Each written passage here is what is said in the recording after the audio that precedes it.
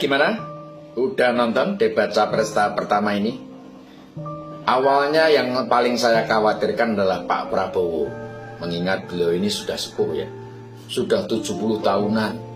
Sementara Pak Ganjar sama Pak Anies masih muda. Dan juga dalam menyusun kata-kata, Pak Anies sama Pak Ganjar ini 11-12 lah. Jago dalam menyusun kata-kata. Sementara Pak Prabowo ini kan tentara. Dia biasa lugas, ngomong apa adanya, ya beliau ini lebih empirik. Tapi kalau kita perhatikan dari awal sampai akhir, dari ketiga capres ini saya harus akui yang paling lugas, yang paling natural, yang paling organik adalah Pak Prabowo Subianto. Ya karena mungkin sepuh ya, sepuh itu nggak ada urusannya sama basa-basi atau menyusun kata-kata indah, itu nggak penting. Tapi dia menyampaikan apa yang ingin dia sampaikan yang lahir dari dalam dirinya. Jadi ibaratnya kalau ini lomba pidato, maka Pak Prabowo tidak punya kans untuk menang. Juara satunya pasti Pak Anies Baswedan, juara duanya Pak Ganjar Pranowo.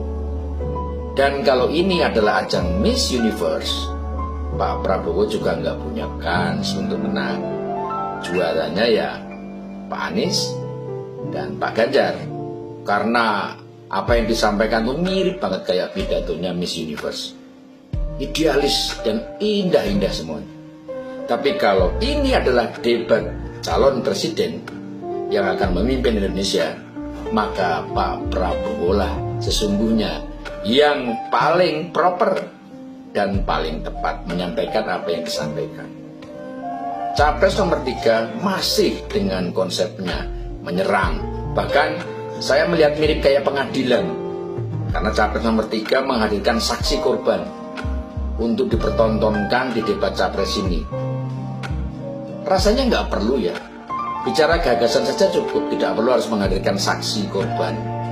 Mungkin supaya lebih konkret bahwa sampel produk. Tapi jadi kayak pengadilan, ini debat capres apa pengadilan sih?